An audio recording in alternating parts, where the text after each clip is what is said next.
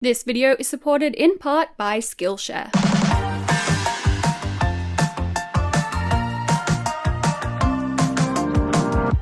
Hello, welcome to a new series on this channel, the Scrapbox Challenge, where, you guessed it, I'm going to make different projects using scrap fabrics left over from other sewing projects. I've got this entire box here filled up with scrap fabrics. In these videos, I'm going to try and empty this box by making all kinds of different useful projects out of them, no matter how weird, misshapen, or seemingly unusable the scrap pieces might be. So let's get started on today's project.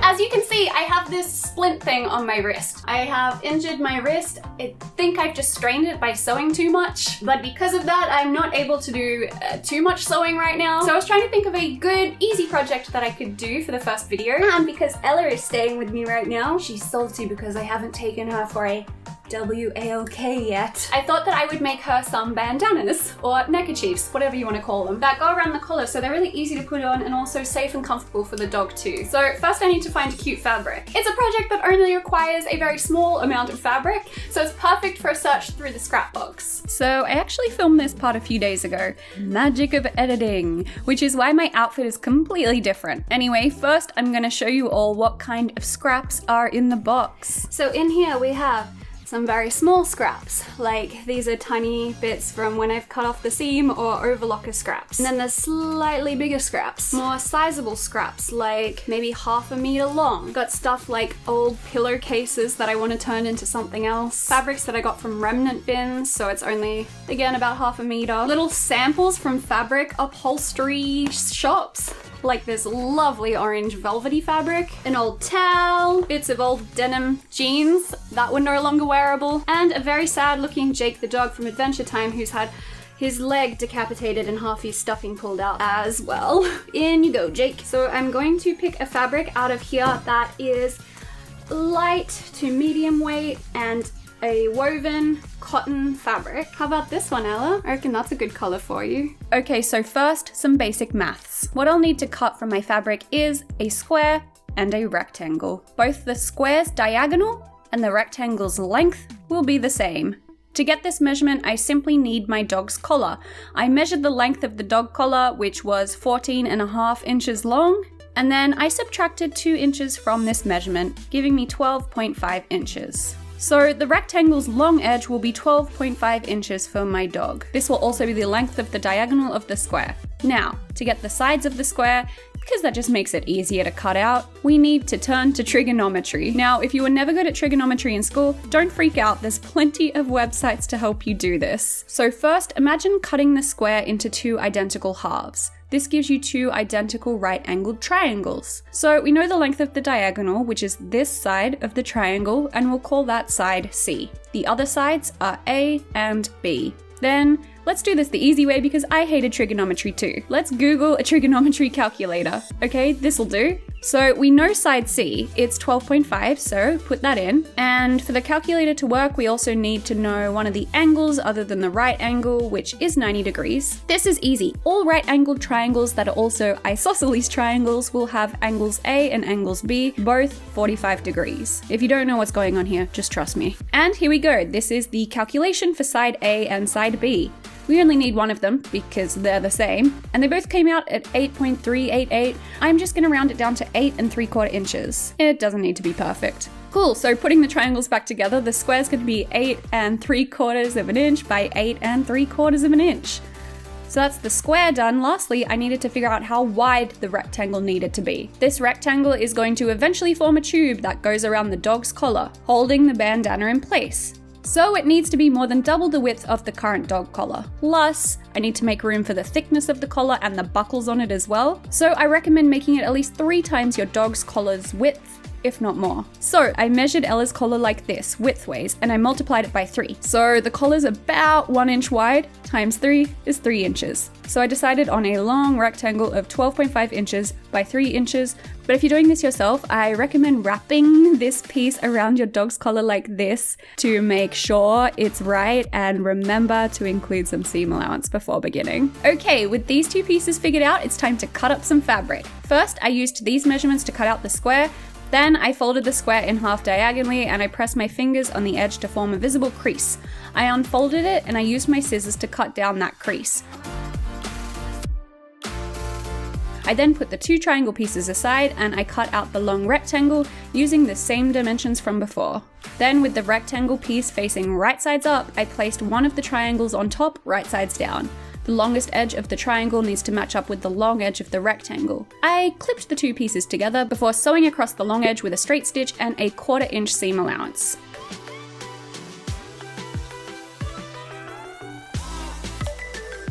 I pressed the seam open using my iron and then I basically did the same thing again.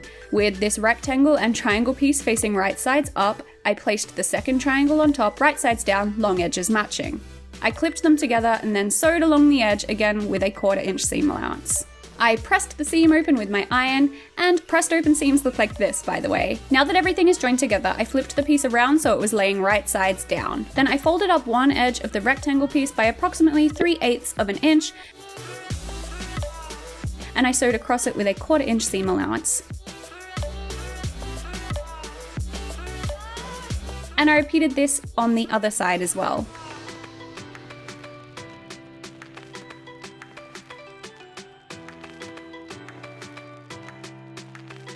Then I folded the entire piece back on itself in half like this, right sides together, so the two tips of the triangles on either side should be matching up. I then clipped the fabrics in place all the way around the triangle shape, and next I'm going to sew it together here and here. Take note, do not sew up here, only sew around the triangle pieces, not the rectangle one.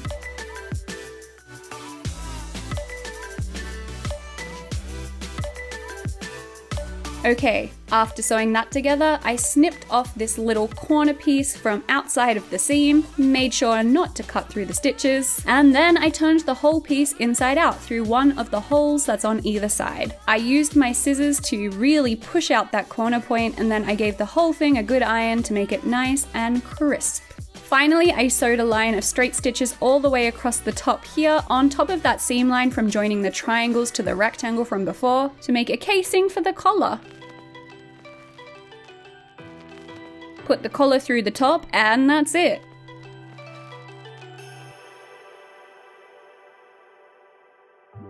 I also made a second one out of this cute pastel pink fabric. You'll see why in just a moment.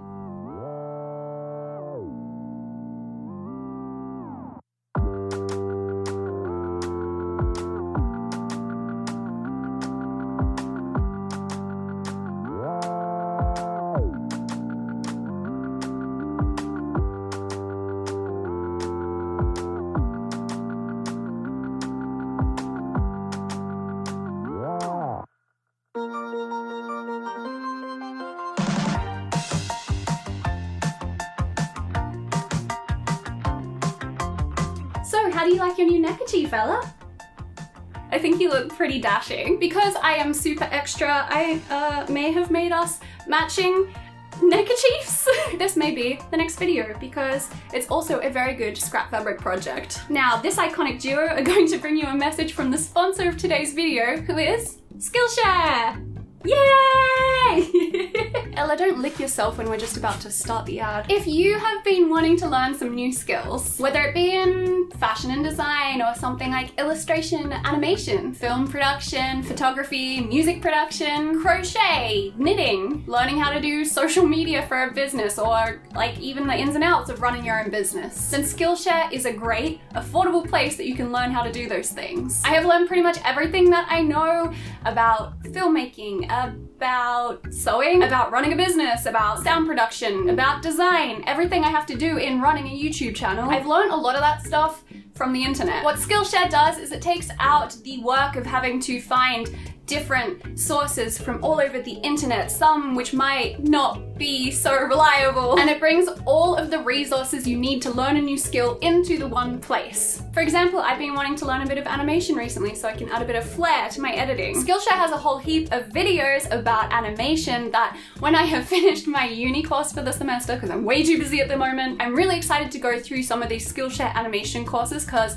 from what I have watched from the first preview videos, they look awesome. A really good thing about Skillshare is that it is not expensive. In fact, I even have a link in the description box below that gives you the first 2 months for free. That can be claimed by the first 500 people to click that link. But then after those first 2 commitment-free months, a premium membership which gives you access to every single video on their site is under $10 a month. So it is much more affordable than enrolling in a course or a degree. And because it's online, you can do it from anywhere, you can do it from the comfort of your own home, and you can do it at your own pace. So again, if you'd like to try it out free for 2 months, obligation free, then I have a link in the description box down below on the top row there. Just click on that and you'll have access to all of their videos for 2 whole months. And you can cancel anytime, so if you have been thinking about learning a new skill, why not give it a go? They have a lot more things to learn than just what I listed before, so go and check it out. Oh, she's gone so sleepy. Have you gotten so sleepy during my ad read? I really hope you like this new series. I am really excited about it. When I do a more simple video like this, I will be including a full tutorial, but in some of the Scrapbox videos, I'm going to be following other people's tutorials as well. So it's kind of a little bit of a new format, and I'm excited to see how it works. I hope you're all having a lovely day. I hope wherever you are somewhere near a dog, if you're not allergic to them, and I will see you all in my next video. Bye! Thank you to all of my supporters on Patreon and Ko-fi for making this video possible. To support these videos so that I can keep on making them, go to ko-fi.com/Annika Victoria for a one-off donation, or to support me on a continual basis, go to patreon.com/Annika Victoria. Even if you can only give $1 a month, that is extremely helpful to ensure this channel keeps running.